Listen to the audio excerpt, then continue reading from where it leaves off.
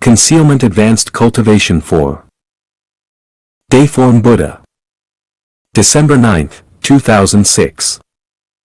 As a child, I learned the meaning of invisibility from the story of the magic gourd told by my elementary school teacher. Later, I gained more insights into concealment and escape from works like Journey to the West and Investiture of the Gods.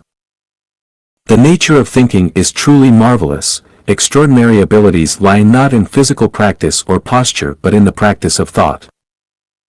I have successfully become invisible and escaped, so I know some secrets, though not within the material world. Invisibility is very easy, it's just a fleeting thought. The key to concealment and escape lies in mastering holographic thinking. A person's ability is determined by their thinking. As long as one's thinking is superior, the difference between individuals is as vast as the sky and the earth. Why do I seem arrogant? It's because I know what others are thinking, what they are going to do, and the boundaries of their thoughts, while others cannot know what I am thinking, what I am going to do, or the boundaries of my thoughts. Let us review my classification of thinking: material thinking, imaginal thinking, associative thinking, elusive thinking, visualized thinking, taiji thinking, formless thinking, and holographic thinking. This is a ladder of thinking, each level higher and more profound than the last. A person can compress themselves into a single cell and complete this in an instant. In the same limited space, the greater the energy, the more formless it becomes, the smaller the energy, the more tangible it is. A mountain is a mountain, but if the energy of a mountain is compressed into a matchbox, the mountain becomes invisible. To become invisible, one can either compress themselves into a cell or absorb the energy of the entire earth. Is it difficult? Not really, the key lies in the transformation of thinking. This game is actually quite fun. If you have some free time, it's worth playing around with. Constantly dying, constantly reborn. Xiefeng. March 3, 2010. The old must fade for the new to emerge. If yesterday doesn't fade, today won't dawn. If winter doesn't die, spring won't arrive. If the past isn't gone, the future won't emerge. Without transcending the human heart, celestial nature cannot be attained. Without ending worldly attachments, entry to celestial realms is blocked. Without crossing high mountains, the distant view remains hidden.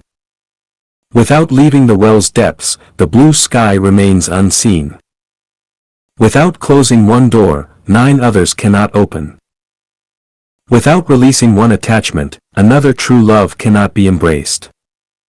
Without shedding burdens, the journey cannot extend farther. Without changing one viewpoint, new horizons cannot unfold. If the old way of living doesn't die, the joy of a new life cannot be savored.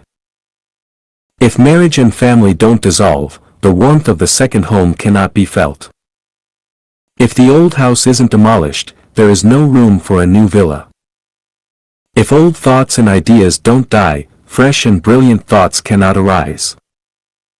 Life is like a chess game, with each move offering new opportunities.